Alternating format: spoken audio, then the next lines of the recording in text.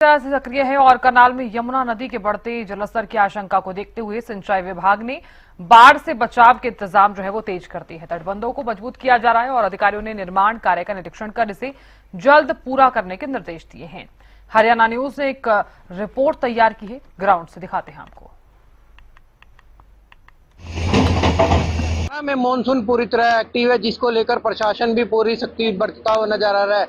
वहीं हम इस समय मौजूद है यहाँ पे यमुना के जो आसपास के गांव प्रभावित क्षेत्र है। लगातार कहीं ना कहीं जिस प्रकार से यमुना का जलस्तर बढ़ता है तो कहीं ना कहीं गांवों में भी जलस्तर की वृद्धि होती है, जिसके चलते गांव वालों को भारी नुकसान का सामना करना पड़ता है। मगर फिर भी उससे पहले स्थिति को निपटने के लिए प्रशासन पूरी तरह से मौजूद है और लगातार यहाँ पर बैंड बनाता हुआ नजर आ रहा है। देखिए किस प्रकार जाली और पत्थरों के बीच में लगातार यहाँ पर है जो यहाँ पर कर्मचारी हैं, जो मजदूर है, कहीं ना कहीं देखते हुए जल प्रभाव जिस प्रकार से, क्योंकि देखा जा रहा है कि हरियाणा में पूरी मानसून पूरी तरह से एक्टिव होता हुआ नजर आ रहा है। जल प्रभाव की स्थिति में निपटने के लिए यहाँ पर लगातार स्थिति से निपटने के लिए यहाँ पर जो आपको रोकथाम के लिए एक ठोकर बनाई जा रही है, जो पत्थरों और जाली को मिलाकर बनाई जा रही है। आप तस्वीरों के माध्यम से भी देख सकते हैं।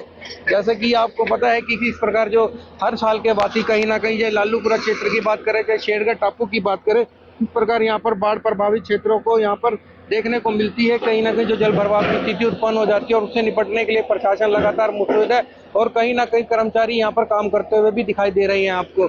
आइए जो यहाँ के ठेकेदार है उनसे भी बातचीत करेंगे, वो क्या कहेंगे। ये बाढ़ प्रभावित क्षेत्र है, लगातार क्या कुछ तैयारी करी जा रही है?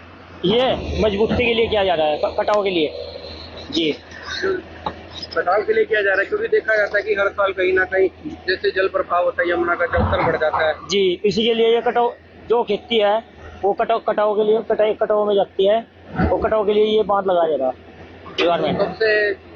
कब से लगा रहे हो और ये कब तक चलेगा ये आपका? ये पाँच एक दिन का काम रहेगा सिर्फ यहाँ पे। 5 एक दिन का? जी, 5 एक दिन में खत्म हो जाएगा। किलोमीटर का ये जो आप कर रहे हैं? ये हमारे पास है 4 ठोकर। 4 ठोकर जी। ये कितना एरिया कवर करेगी?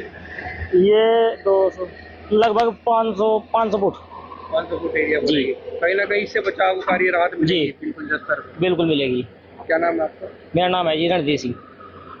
जैसा कि आपने यहाँ पर जो ठेकेदार थे वो लगातार कह रहे हैं कि जो 500 फुट का जो एरिया हम यहाँ पर कवर करते नजर आ रहे हैं, क्योंकि ज़्यादातर देखा गया है कि यहीं से जल भराव की स्थिति होती है और गांव में यहाँ पर पानी जो बढ़ता है, क्योंकि देखा जाता है कि लगातार जिस प्रकार से मॉनसून एक्टिव होता, कहीं ना कहीं करनाल में भी जल भराव की स्थिति देखने को मिली।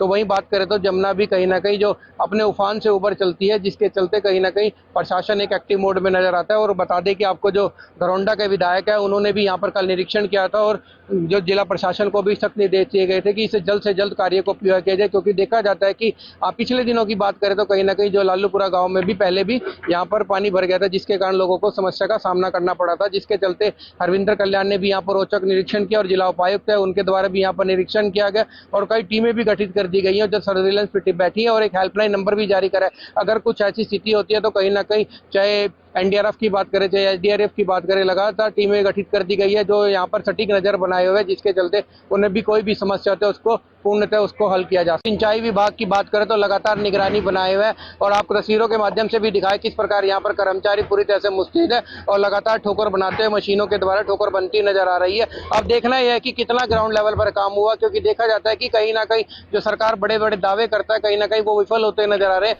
अब तक देखना जाएगा कि बचाव कार्य कितना राहत सिद्ध होगा। करनाल से हरियाणा न्यूज के लिए विकास कुमार गिरी।